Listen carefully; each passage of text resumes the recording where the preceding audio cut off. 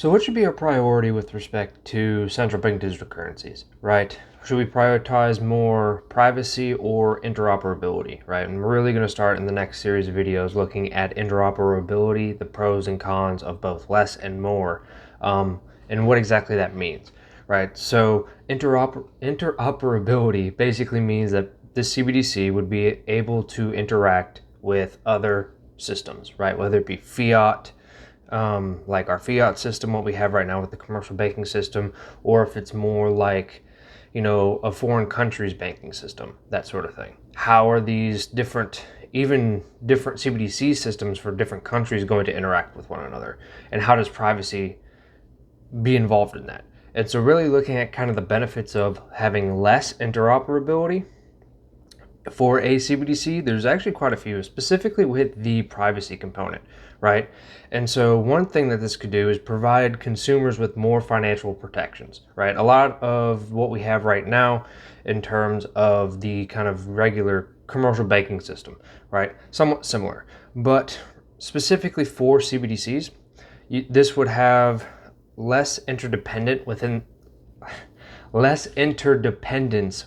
the system, which could lead to, for example, fewer cybersecurity risks because there's less kind of, we'll say, mesh points, I guess, between various systems. There's less kind of points of entries for a hacker or whatever to get into, just as an example. And you see a lot of the times in the literature, this is kind of referred to as a smaller surface of attack, right? And again, this is for in between other systems and where the two systems would mesh. So like fiat systems, international payments, that sort of thing, right?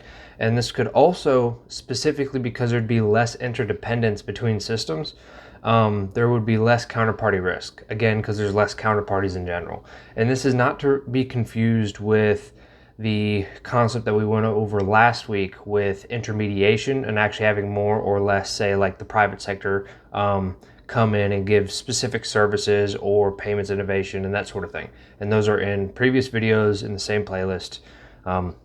So if you missed that kind of stuff, make sure to go there. Another thing and another benefit of having a less interoperable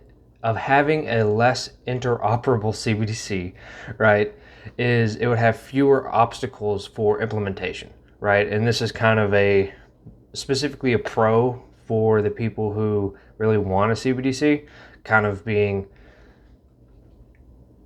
for these videos specifically, not really, I'm trying not to let my personal opinion come out, because and kind of look at it more at face value to really understand the different points of view that there are for a CBDC, right?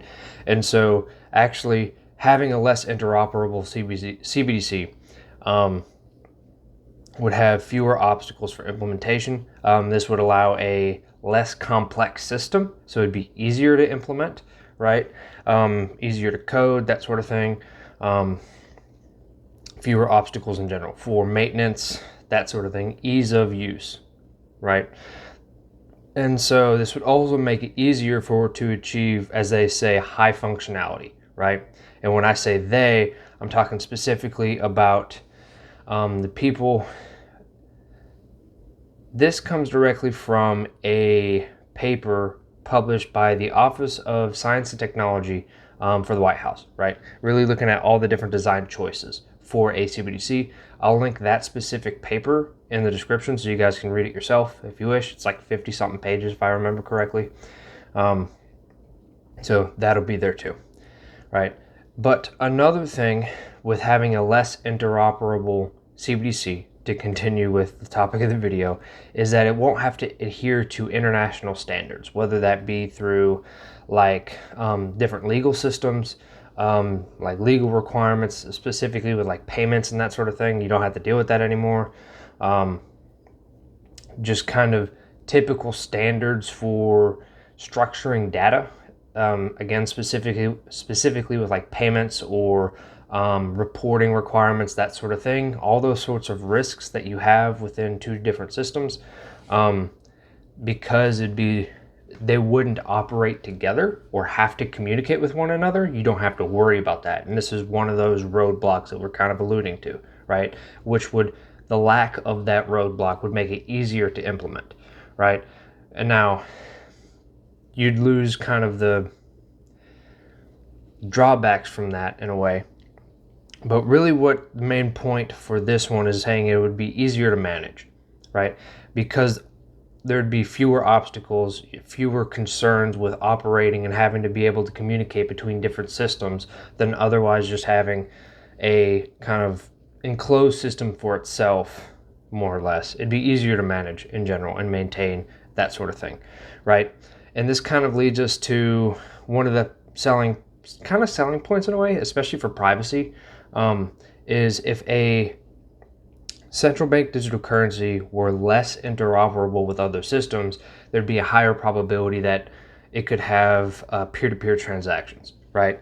And basically, a lot of the other privacy related things would reflect on like how exactly the tokens work, the ledger system used. Like there's a whole bunch of other design choices too that really kind of need to be talked about.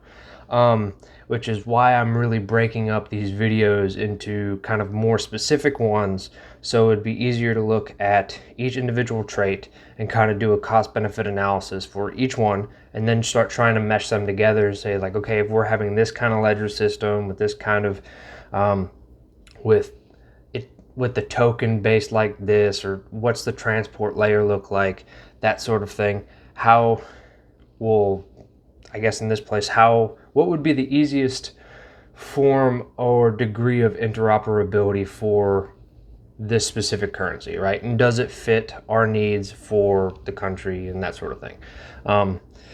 Or should it even be implemented for the country? Again, trying to be not very opinionated. And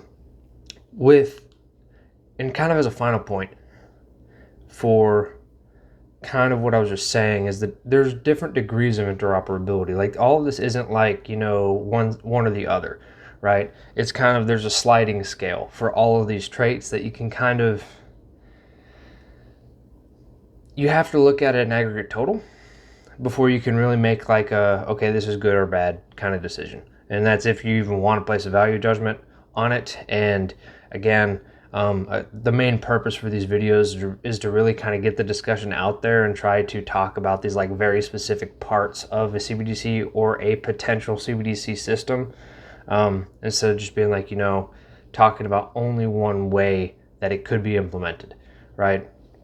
And trying to be at least relatively open-minded on the topic and trying to actually understand it and try to actually articulate it and put it out there, right? And so really, that's more or less the whole point, right? And so with that being said, especially kind of concluding on the whole peer-to-peer possibility, which I talked a little bit about before with in terms of intermediation and how that would work, I'll also talk about the drawbacks for having a more interoperable CBDC, right? And I will put that video up in the corner for you guys to watch. And yeah, if you kind of enjoy these sort of CBDC deep dives in a way, or at least somewhat deep dives, it's kind of, this is more of just setting the base layer, the base understanding, and then we're kind of going into the more niche specific kind of papers and regulations and things that are being published about this.